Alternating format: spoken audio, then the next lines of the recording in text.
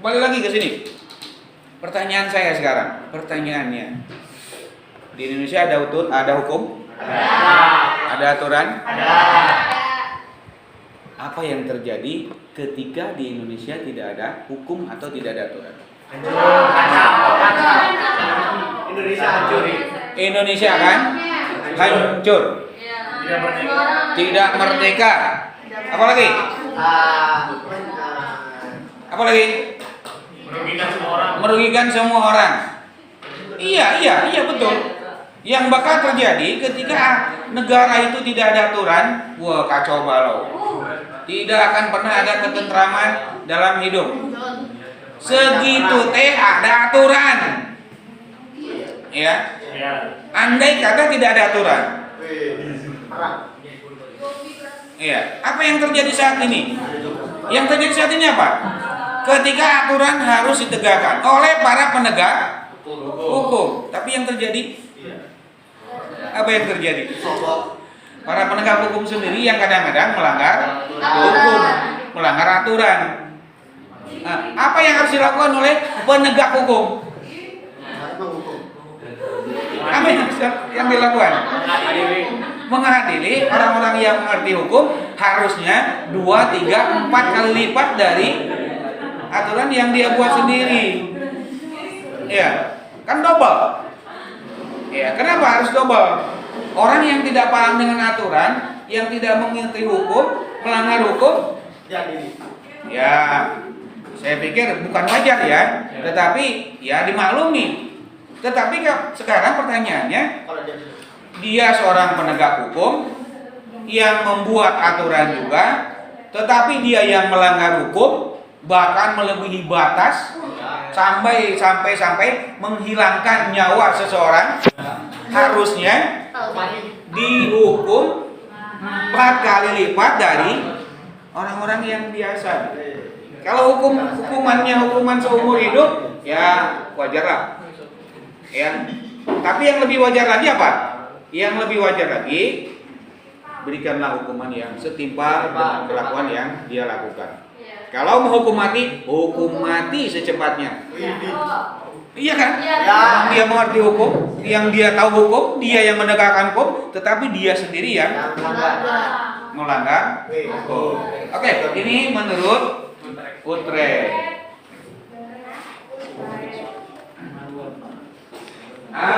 Ini kamu lihat nih, lihat kamu sini. Ada beberapa ciri yang menjadi ciri-ciri dari hukum, ya. Oke, yang pertama apa yang pertama?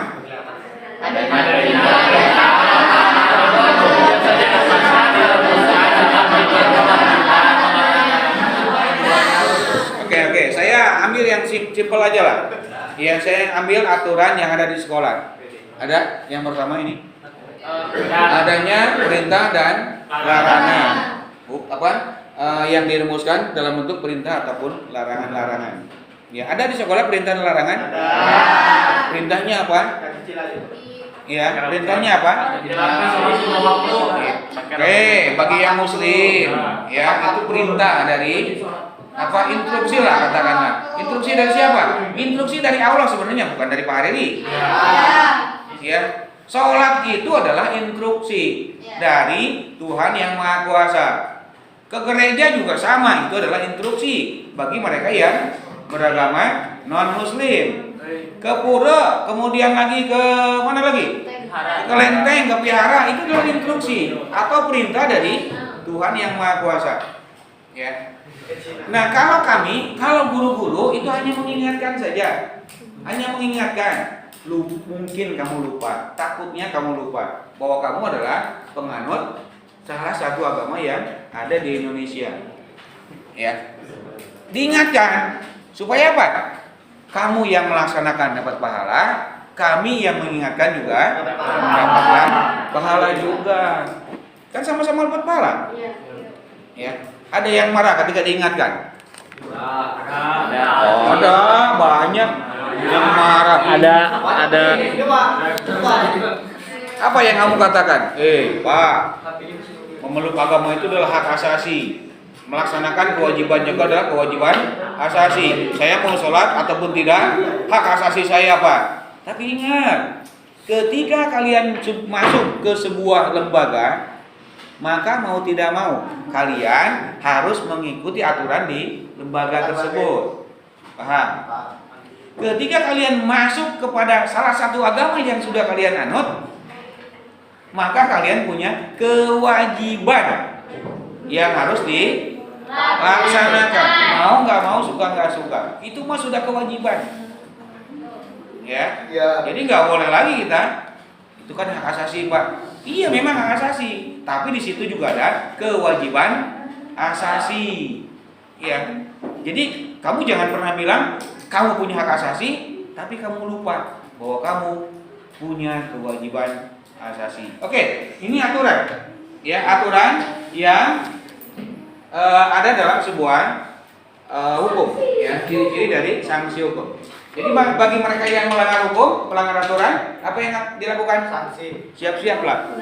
Yang siap untuk mendapatkan hukuman ataupun sanksi dari kalau di sekolah dari pihak sekolah. Pihak lembaga itu. Ya, dari pihak lembaga.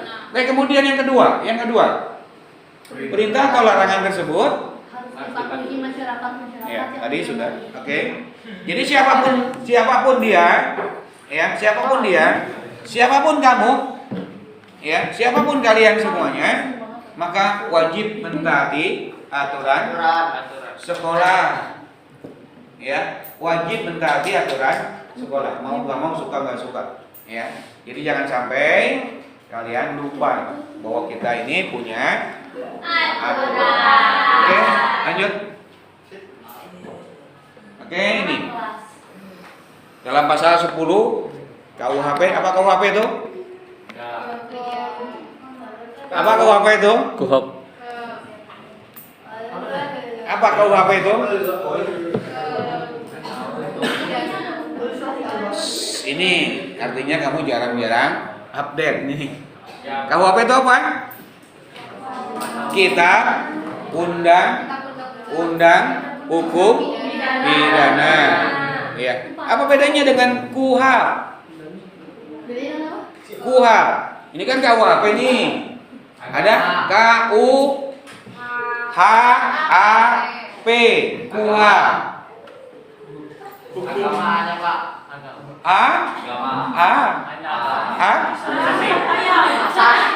Oke. Ini aturan-aturannya secara teoritis adanya di Kitab Undang-Undang Hukum Pidana.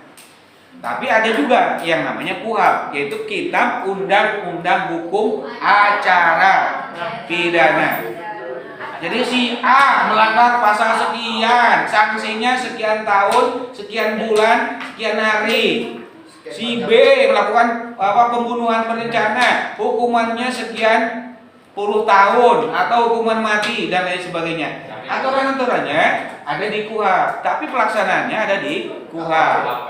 Ya, jadi di acara, hukum acaranya. Ya, jadi siapapun yang melanggar hukum maka jelas dia diatur di dalam perundang-undangan, terutama di pasal di Kitab Undang-Undang Hukum Pidana. Oke. Di dalam di dalam KUHP ya Indonesia, di dalam pasal 10 Kitab Undang-Undang Hukum Pidana ada dua jenis sanksi hukum, yaitu pidana pokok dan pidana tambahan. Kita lihat. Yang pertama Pak. Yang pertama pidana pokok. Apa pidana pokok itu?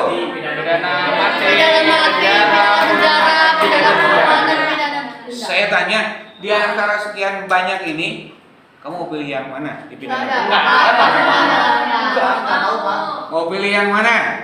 Kalau bisa harusnya Iya. Jangan sampai kita mau berurusan dengan hukum. Kenapa? Karena hukum itu kadang-kadang yang membuat kita menjadi sakit segala-galanya. Bukan hanya kamu yang sakit, tetapi semua orang yang ada di dalamnya itu sakit. Ayahnya sakit, ibunya juga sakit, kakak, adiknya juga sakit, ya, dan lain sebagainya. Tapi yang lebih sakit lagi itu siapa? Kita sebagai orang yang melakukan pelanggaran hukum.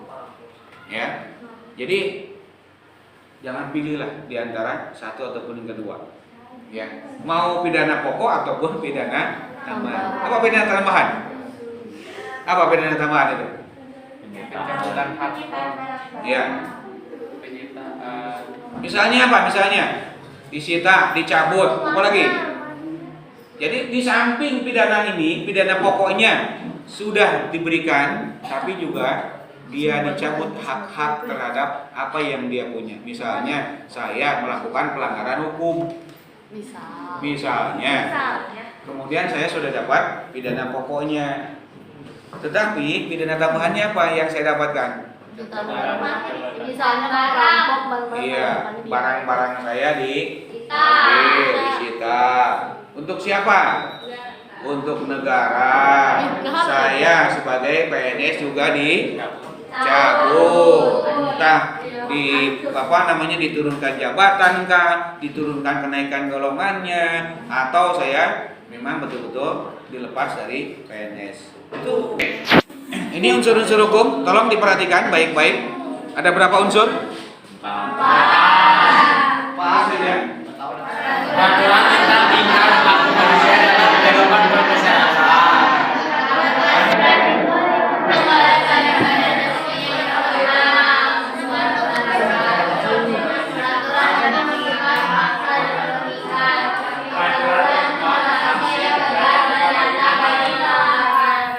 Oke, yang pertama apa? Hak manusia dalam kehidupan masyarakat. Oke ya. Tadi sudah banyak kita singgung. Ada di kelas ini. Ya, saya katakan ini adalah masyarakat kecil. Kenapa? Karena di samping kanan kalian itu ada masyarakat yang lainnya. Yang wajib kalian taati, yang wajib kalian patuhi. Ya. Mengatur, harus menghargai, harus baiklah di kalangan kita. Ya.